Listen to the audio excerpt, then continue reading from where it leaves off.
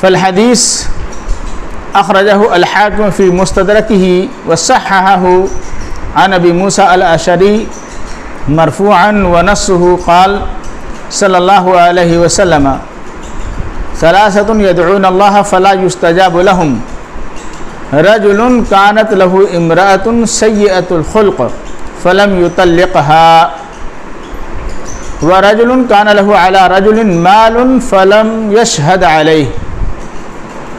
ورجل أعطى سفيها ماله وقد قال تعالى ولا تعطوا السفهاء أموالكم۔ امام حاکم نے اپنی مستدرک میں ایک حدیث بیان کی ہے، لکھی ہے، اور پھر اسے صحیح بھی قرار دیا ہے کہ یہ حدیث صحیح ہے۔ اس حدیث میں یوں بیان کیا گیا ہے کہ رسول اللہ صلی اللہ علیہ وسلم نے ارشاد فرمایا،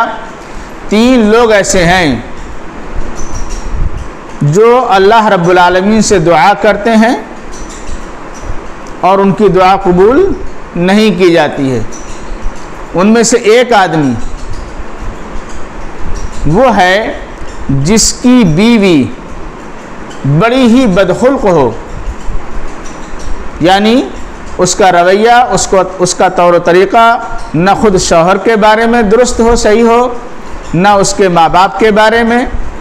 نہ اس کے گھر کے دیگر افراد کے بارے میں، بھائی بہنوں کے بارے میں، یعنی شوہر کے بھائی بہنوں کے بارے میں،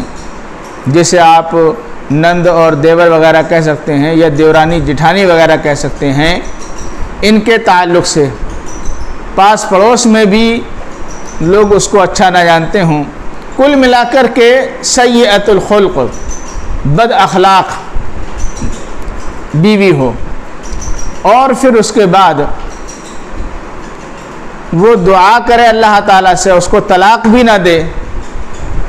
تو ایسی صورت میں ایسے آدمی کی دعا قبول نہیں کی جاتی ہے۔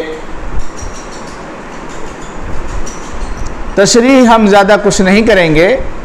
بس اتنا بتلا دینا کافی تھا کہ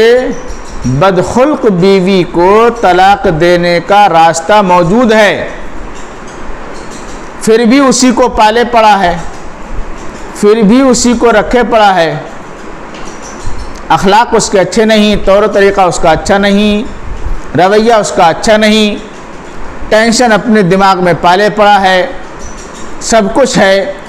دعائیں بھی اللہ تعالیٰ سے کر رہا ہے، تو اللہ تعالیٰ نے کہا جب تیرے لیے راستہ صاف ہے، ہمارے ہی کہنے سے تیرے لیے اس کو حلال کیا گیا تھا، یعنی نکاح کے ذریعے سے یہ حلال ہوئی تھی، ہم ہی اب اس کو کہہ رہے ہیں، یعنی شریعت حکم دے رہی ہے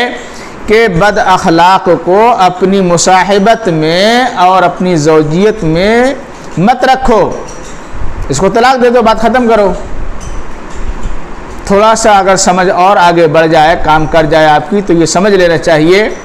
جب بد اخلاق بیوی کو ہم اپنی زوجیت میں اور اپنے نکاح میں نہیں رکھنا چاہیے، یا ہمیں شریعت اجازت نہیں دیتی ہے، تو بد اخلاق لوگوں سے، بد کردار لوگوں سے دوستی اور تعلق کیسا، کیا معنی نہیں کرنا چاہیے۔ بس بات اتنی کافی ہے، بقیہ پھر 2 لوگ اور بچے ہیں، وہ کسی اور وقت میں سماعت کیجیے گا، اتنا یہاں تک آپ کے لیے کافی ہوا۔